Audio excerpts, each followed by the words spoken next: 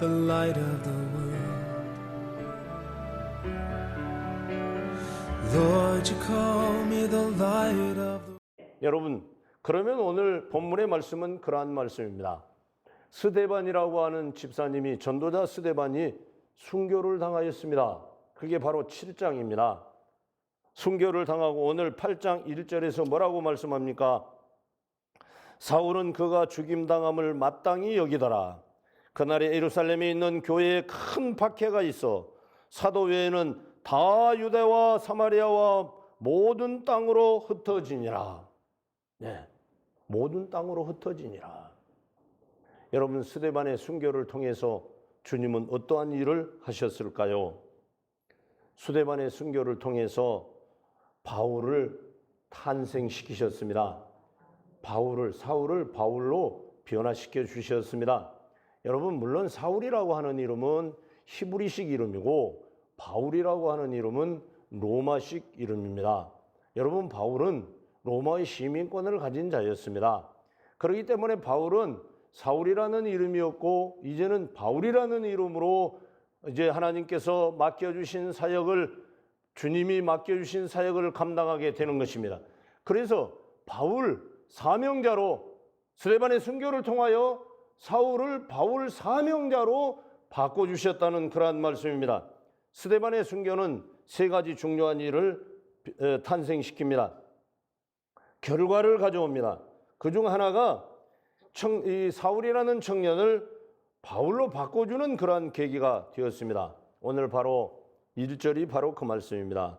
사울은 그가, 여기서 그는 스데반을 말하는 거예요. 믿음과 성령이 충만한 사람 스데반과 또 빌립과, 그렇지 않습니까? 그러니까 그가 죽임당함을 마땅히 여기더라. 사울은 스데반이 순교당하는 것을, 돌에 맞아 죽는 것을 마땅히 여겼던 사람이에요. 청년들이 옷을 벗어 사울이라는 청년 앞에 던져놓고 여러분 돌을 던져 이 스데반을 죽인 것이었어요. 그러니까 사실은 스데반의 순교를 마땅한 것으로, 당연한 것으로 여겼던 그러한 사람입니다. 스데반이 죽임당할 무렵 사울은 스데반의 죽음이야말로 마땅한 것이다, 당연한 것이라고 생각했던 그러한 청년이었습니다. 사울에게 스데반은 하나님을 망령되이 일컫는 사악한 예수쟁이로 여겼습니다. 그는 스데반의 죽음에 박수를 쳤습니다. 사울은 여기에서 그치지 않고 교회를 핍박하였습니다. 교회를 잔멸했다 그랬습니다. 잔멸. 네. 예수 믿는 사람이 모이는 곳이면 어느 곳이든지 찾아가서 그들을 끌어내어 옥에 가두는 그러한 일을 사울이라는 청년이 단행하였습니다. 그러나 사울은 사도행전 9장에 보면 대제사장의 공문을 받아가지고 살개가 등등하여 다메섹으로 쫓아가다가 다메섹 도상에서 호련히 하늘로부터 빛이 그를 둘러 비추느니라. 땅에 엎드려져 들으매 사울아 사울아 내가 어찌하여 나를 박해하느냐, 핍박하느냐라고 묻는 것이었습니다. 부활하신 예수님이 그를 찾아오셔서 그를 강권적으로, 그를 이제 사울을 무너뜨려 버리고 사명자 바울로 세워주시는, 만나주시는, 그래서 이방인의 사도로 불러주시는 그러한, 여러분 사실 예수 믿는 사람을, 바울이 처음으로 만난 사람이, 가장 예수 믿는 사람을 처음으로 만나고 본 사람이 누구였는가 하면 스데반이었습니다. 여러분, 스데반은 죽으면서 그들을 위하여 기도하였습니다. 주여 이 죄를 그들에게 돌리지 마옵소서, 이 말을 하고 자니라 그랬습니다. 여러분, 돌에 맞아 죽으면서 그들에게 죄를 돌리지 말아달라고 기도하였습니다. 여러분, 예수님의 모습을 보는 것 같지 않습니까? 예수님의 모습을 보는 것 같아요. 그러니까 이 사울이라는 청년이, 야, 진짜 예수 믿는 사람을 보았구나. 진짜 예수 믿는 사람이 있구나. 진짜 예수 믿는 사람이 있구나. 예수쟁이라고 다 잡아 죽이려고 했는데, 야, 예수 믿는 사람이 있구나. 여러분, 이 사울이 바울로 사명자로 바뀌는 계기는 스데반이었습니다. 사실 스데반을 보니까 예수 믿는 게 보이거든요. 여러분, 이렇게 이제 사울이 바울로 바뀌었습니다. 다음은 스데반의 순교의 결과는 무엇입니까? 스데반이 순교를 당했습니다. 돌에 맞아 죽었습니다. 그런데 그 결과는 핍박이었습니다. 여러분, 그 결과가 핍박이 아니었으면 얼마나 좋았겠습니까? 여러분, 순교를 당했는데 말입니다. 그 결과는 핍박이었다고요. 핍박. 예, 그렇습니다. 스데반의 죽음은 핍박의 기폭제가 되었습니다. 여러분, 기폭제라고 하는 말은 여러분 우리 모든 실탄에 보면 뒷부분에 화약이 있습니다. 이 내관이 있는데 내관을 땅 치면은 말입니다. 그 속에 화약이 폭발해 버리는 거예요. 그래서 여러분 그 실탄이 날아가는 것이고 힘있게 날아갈 수 있는 거예요. 그걸 기폭제라고 하는 거예요. 화약과 같은 거라는 거예요. 여러분, 스데반의 순교는 핍박의 기폭제가 되어버린 거예요. 핍박이 찾아와 버린 것이었어요. 여러분, 순교를 당하였으면은 그 순교의 대가가 와야 되는데 그 순교의 대가는 핍박이었다는 거예요. 여러분, 우리 예수 믿는 것이 무엇인지를 우리는 이 시간에 가슴에 손을 얹고 진정으로 예수 믿는 게 무엇이다는 걸 알아야 돼요. 예수 믿는 게 무엇이다. 기복적인 신앙 탈피해야 되는 거예요. 기복적인 신앙 버려야 되는 거예요. 진정한 하나님의 축복이 무엇이며 진정한 행복이 무엇이며 진정 우리를 향하신 하나님의 뜻이 무엇인가를 깨달아야 하는 것이에요. 아니, 스데반이 순교를 당했는데 그 결과는 핍박이 찾아왔다고 하는 것이에요. 이렇게 역설적인 사실을 보게 된다고 하는 것입니다. 누구든지 핍박과 고난을 좋아하지 않습니다. 더구나 구약에서부터 신약의 모든 성경을 보면은 하나님의 사람들은 핍박을 통해서 성장했고요. 하나님의 나라는 핍박을 통해서 확장되었습니다. 핍박을 통해서 말입니다. 교회도 핍박을 통해서 성장했고요. 일제강점기에서 유교의 그 핍박 속에서 순교를 당하면서도 교회는 성장했고 하나님의 나라는 확장했습니다. 복음이 폭발적으로 증거되었다고 하는 것입니다. 여러분, 핍박, 환난이라는 것이 결코 나쁜 것일까요? 여러분, 모세를 보면 알 수 있습니다. 모세는 40년 동안 바로의 궁에서 공주의 아들로서 왕권자였습니다. 왕위를 이어받을 물러받을 그러한 왕자였습니다. 그는 군사학과 수사학을 열심히 공부한 사람이었습니다. 훌륭한 사람이었습니다. 그런데 하나님께서 그를 미디안 광야로 쫓아버립니다. 미디안 광야에 가서 40년 동안 양의 배설물을 치면서 목동 생활을 합니다. 그의 머릿속에는 왕이 이제 빠져버렸습니다. 아, 나는 아무것도 할 수 없구나. 바로의 궁에 있을 때는 오직 왕이었습니다.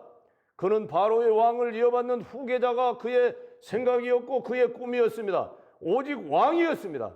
그런데 미디안 광야에 가서 양을 치는 40년의 삶을 살아보니까 이제는 왕이 아니라 아무것도 할 수 없다는 것을 알게 되었습니다. 광야 40년이 그를 이스라엘의 지도자로 만든 것입니다. 그때 하나님께서 찾아오시고 하나님께서 부르시고 그에게 사명을 감당하도록 부여해 주신 것이었습니다. 여러분, 핍박이라는 게, 환난이라는 게 우리에게 결코 손해일까요? 여러분, 모세에게 40년이라고 하는 미디안 광야의 삶이 없었다면, 그 고난이 없었다면 여러분, 과연 이스라엘을 애굽에서 지도해내는 지도자가 될 수 있겠느냐, 그런 말입니다. 여러분, 분명히 우리 신앙은 고난이라는 영양소를 먹고 자라나는 것입니다. 고통, 손해, 인간적으로는 감당할 수 없는 시련들이 우리의 믿음을 키우는 것입니다. 이스라엘 백성 외에도 바로 그렇습니다. 이스라엘이 하나님의 백성으로 인치기까지 광야를 40년 동안이나 방황했다고 하는 것입니다. 여러분, 바로 애굽에서 나와가지고 가나안 땅에 들어가려고 하면은 여러분, 일주일이면 충분히 갈 수 있고요. 일주일이면 충분히 갈 수 있는 그러한 거리입니다. 그런데 왜 40년을 돌려버렸을까요? 하나님의 백성으로 인치기까지 고난 속에 집어넣었다는 거예요. 그래서 광야에 집어넣고 그들을 시험하사 하나님의 말씀을 순종하는지 안 하는지, 그들을 낮추고 순종하는지 여부를 보시기 위하여 광야 40년 동안을 훈련시켰다는 거예요. 그래서 사도 바울은 광야 교회에서 그러는 거예요. 우리가 교회에서 훈련받고 교회에서 영적으로 훈련받고 기도하고 단련받는 것처럼 자기 백성을 인치기까지 40년 동안이나 광야에 몰아넣었다고 하는 것이에요. 여러분, 성도는 핍박을 먹고 고난을 먹고 고난이라는 영양소를 먹고 자라나는 거예요.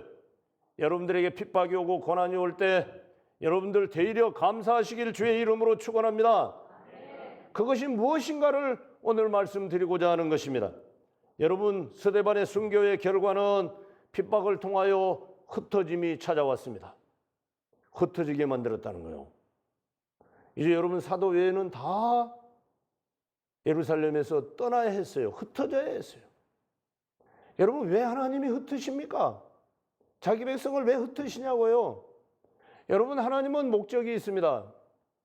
오직 성령이 너희에게 임하시면 권능을 받고 예루살렘과 온 유대와 사마리아와 땅끝까지 이르는 내 증인이 되리라.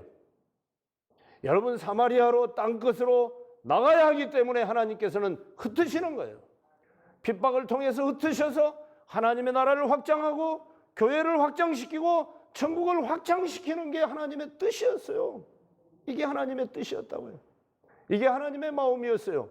우리는 기복적인 신앙으로 행복하고 평안하고 가지고 여러분 소유하면 그게 행복인 줄 알고 있어요. 그것이 하나님의 축복인 줄 알고 있어요. 우리 성도에게는 그러면 못 가지고 그러면 우리 성도는 가난하고 우리 성도는 질병 속에서 허덕이라는 말 아니에요. 사도 바울은 말입니다. 가시를 가지고 살았어요. 가시를 제거해달라고 하나님 앞에 3번 기도하였더니 내 은혜가 내게 족하도다 그래 버렸어요. 사도 바울은 일생토록 가시를 가지고 살았어요. 질병이라는 가시를 가지고 살았어요. 그래도 하나님께서 그를 축복하시고 그를 통하여 흩어지게 만들고 복음 전하게 만들었어요. 사도 바울은 한 번도 하나님을 원망하지 않았고 자기는 가난하다고 자기는 고난과 핍박 속에서 하나님을 원망하다고 여러분 하나님을 원망한 적이 없어요. 그렇습니다. 그러면 축복이 무엇입니까? 왜 흩으셨습니까? 왜 우리 양문교회에 해피데이 공구 공하나를 선포하게 하셨습니까? 왜 나아가서 예비신자들을 만나고 그들과 교제하고 그들을 섬기고 그리스도의 사랑으로 사랑하여 8주 동안의 과정을 통해서 여러분 우리가 8주에 그 훈련만 제대로 받는다면은 예비신자를 주님 앞으로 반드시 데리고 올 수 있는 능력을 하나님께서 주신다는 거예요. 그렇게 만들어 주신다는 거예요. 여러분들이 하는 것이 아니라 순종만 하면은 예비신자가 절절절 따라 나오게 되어 있다는 거예요. 마태복음에서 24장에서 우리에게 말씀해 주신 대로 천국 복음이 땅끝까지 증언되어야 하리니 그제야 끝이 오리라 그랬어요. 그제야 끝이 오리라 그랬어요. 흩어진 것은 하나님의 뜻이었습니다. 여러분, 우리 민족은 많은 고난과 역경을 겪었습니다. 그렇지 않습니까? 네. 임진왜란을 통해서 우리가 많은 지금 우리가 아는 현대사만 보더라도 그렇죠. 많은 고생을 했지 않습니까? 1910년 한일합방을 통해서 여러분 나라를 빼앗겨 버렸지 않습니까? 그것도 위협과 폭력과 거짓을 동원하여 그래서 강점을 당했지 않습니까? 36년 동안이나. 그뿐만이 아니라 우리는 6.25를 통해서 동족 상잔을 통해서 폐허가 되어버렸지 않습니까? 폐허가 되어버린 거예요. 네. 그리고 엊그제 여러분 이제 일본 가기 위해서는 우리 한국을 여러분 백색 국가에서 제해버리는 결의를 해버리지 않습니까? 20일이 지나면 시행한다고 지금 엎어놓고 있지 않습니까? 네. 저는 하도 일본이 그 야단 법석을 하길래 일본 입장에도 들어가서 한번 생각을 해봤어요. 우리 입장에서도 생각을 해보고요. 근데 아무리 생각해봐도 일본이 나쁘더라고요. 아무리 생각을 해봐도 이해가 가지 않더라고요. 여러분, 우리는 지금 경제적으로 어렵고 여러분 정치적으로도 어렵고 군사적으로도 어렵고 김정은의 맨 미사일만 쏘아대고 있지 않습니까? 예? 이렇게 어려운 시기에 이 어려움과 고난이라고 하는 것이 우리를 죽이려고 하는 게 아니에요. 죽이려고 하는 거 아니에요. 이러한 시기에 우리 교회들이 정신만 차리고 나라와 민족을 위하여 기도한다면, 나라와 민족을 위하여 하나님의 나라를 확장만 시킨다면 하나님이 그 결과는 책임지시는 거예요. 하나님께 맡기라는 거예요. 하나님의 놀라운 계획과 섭리가 계신다는 거예요. 이렇게 흩으면 말입니다. 흩어버리는 것은 하나님이 축복해 주시기 위해서 그러는 거예요. 하나님은 우리의 상황을 변화시켜 주지 아니하시고 우리를 변화시키신다고 하는 거예요. 여러분, 우리 앞에 어려운 상황에 와 있습니다. 근데 그 상황을 물리쳐 달라고 하나님 앞에 기도합니다. 근데 하나님은 상황을 물리치시는 데는 별 관심이 없으시고요. 하나님의 사람들을 변화시키는 게 하나님의 목적입니다. 하나님의 목적이라고요. 저와 여러분을 하나님께서 변화시켜버리면 여러분 어떤 상황도 우리가 이길 수 있습니다. 어떤 상황도 감사할 수 있고 어떤 상황도 견뎌낼 수 있고 어떤 상황도 우리는 이겨낼 수가 있습니다. 우리가 변하느냐 못 변하느냐입니다. 변하느냐 못 변하느냐. 그 우리가 변화되면은 우리 기독교인들이 다 변화만 되면은 우리나라의 모든 어려움을 다 우리가 책임지고 기도할 수 있고 이겨낼 수 있다는 거예요. 사람이 바뀌어야 된다는 거예요. 하나님은 사람을 변화시키는 거예요. 복음은 사람을 변화시키는 거라고요. 복음은 상황을 변화시키는 것이 아니라 복음은 사람을 변화시키는 거예요. 빌립이 이제 사마리아로 내려갔습니다. 흩어졌으니까요. 사마리아를 아무도 안 가려고 그럽니다. 이방인이라고, 혼혈족이라고, 예? 다 상종도 안 합니다. 그런데 세상에 이 빌립은 누구인가 하면 7 집사 중에 빌립입니다. 사도도 아닙니다. 사도 빌립이 아닙니다. 여기에서 빌립은 7 집사 중에 빌립입니다. 빌립이 가서 복음을 증거합니다. 그들이 다 복음을 듣고 변화됩니다. 마술사 시몬도 변화됩니다. 여러분 빌립이 기도하니까 빌립이 복음을 증거하니까 이 중요한 단어는 복음입니다. 여러분 더러운 귀신이 쫓겨나고 각종 질병이 낫는 거예요. 여러분 복음이 증거되고 복음을 제대로 받아들이기만 하면은 여러분 더러운 귀신이 쫓겨나고 악한 질병이 떠나가는 거예요. 그 복음의 능력이라는 것은 이런 거예요. 여러분 복음의 능력이 그런 거예요. 복음의 능력이 우리에게는 예수 믿지 아니할 때 더러운 귀신이 있었어요. 귀신이 지배하고 있었어요. 귀신은 뭔가 하면 악한 사탄 마귀가 부리는 영이에요. 귀신은 무리예요. 그러니까 이 귀신이 떠나간다는 거예요. 그게 무엇입니까? 우리가 여러분 복음을 받아들이면 귀신이 떠나가는 거예요. 복음을 받아들이면 귀신이 떠나가는 거예요. 귀신이 점령하면은요 찬송을 불러도 즐거움이 없고요 기도를 못하게 만들어 버리는 거예요. 하품 나오고 졸아버리게 만드는 거예요. 기도를 5분 이상 할 수가 없는 거예요. 기도하려고 해도 졸아버리는 거예요. 기도하려고 하면 졸아버리고 기도하려고 하면 졸아버리고 이게 전부 마귀가 하는 짓이에요. 귀신이 하는 거라고요. 이게 보통 문제가 아니에요. 그런데 복음을 받아들이면 귀신이 떠나가는 거예요. 복음을 받아들이면 질병이 떠나가는 거예요. 이게 복음의 능력이에요. 여러분 귀신이 떠나가고 귀신이 떠나가고 질병이 떠나가는 것이 복음이 아니에요. 그건 복음에서 나타난 증거예요. 복음은 뭐냐? 예수 그리스도예요. 예수 그리스도가 선포되고 예수 그리스도를 받아들이면 귀신이 떠나가고 질병이 떠나가는 거예요. 이게 복음의 능력인 거예요. 이 빌립은 이 복음을 증거하러 사마리아로 들어간 거예요.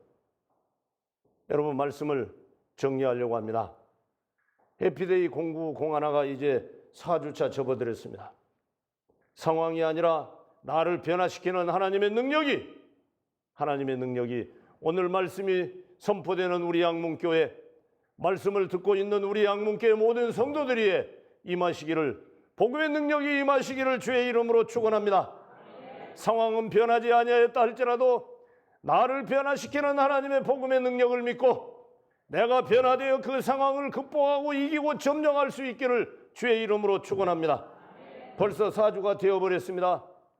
이제 우리는 오늘 4주째 오늘 주제가 바로 그러한 주제입니다. 하나님 아버지의 마음입니다. 하나님 아버지의 마음을 영적 고지를 점령하고 하나님 아버지의 마음을 이해하면은 하나님 아버지의 마음을 알게 되면은 우리는 전도하지 않고는 견딜 수가 없는 것입니다. 복음의 능력을 소유한 자는 뛰쳐나가게 되어 있습니다. 복음의 능력을 소유한 자는 머무를 수가 없습니다. 복음의 능력을 소유한 자는 졸고 있을 수가 없습니다. 하나님이 나에게 뭐라고 명령했는가? 하나님의 마음을 알면은 하나님의 마음은 자식을 잃어버린 부모의 마음과 같습니다.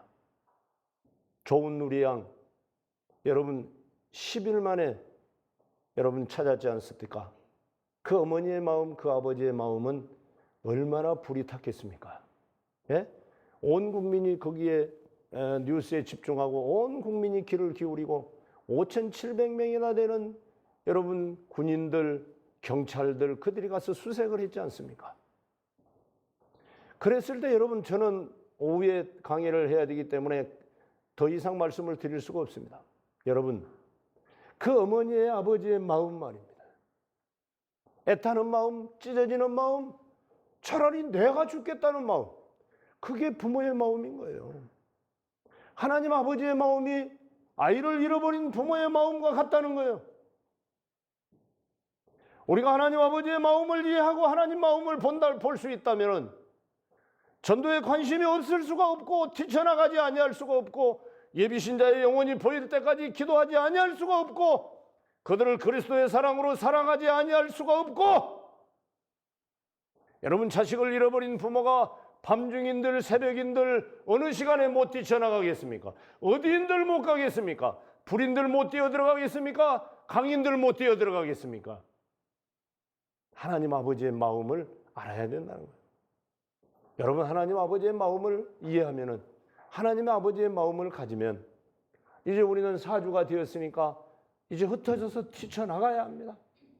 교회는 여러분들이 예비신자를 데려올 그 선물을 준비하고 구상하고 있습니다. 여러분 그분들에게 찾아가는 적은 선물까지라도 만들어 드리려고 했었는데 숫자가 예측이 안 되어서 여러분 한 번도 안 해왔기 때문에 여러분 저는 이 선물은 할 수가 없구나. 그러나 예비신자를 교회에 데려오셨을 때는 반드시 교회가 선물을 드리고 반드시 식사를 먼저 해드려야 되겠구나. 준비 중에 있어요. 여러분 그냥 해피데이 공고 하나 한 거 아니에요. 그냥 우리가 진행하는 거 아니에요.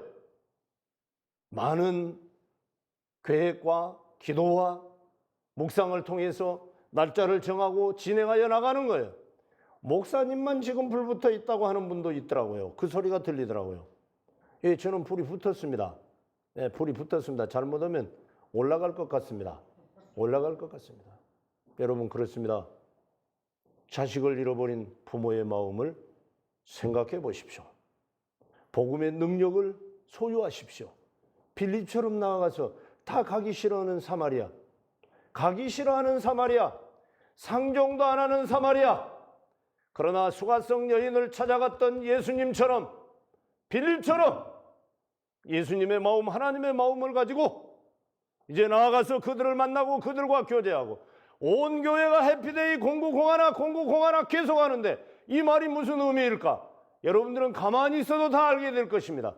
그러므로 한 분이 한 분 이상을 반드시 해피데이 공구공안에는 하나님 앞에 모시고 오셔서 이방인을 제물로 드리는 복음의 제사장을 체험하시길 주의 이름으로 축원합니다.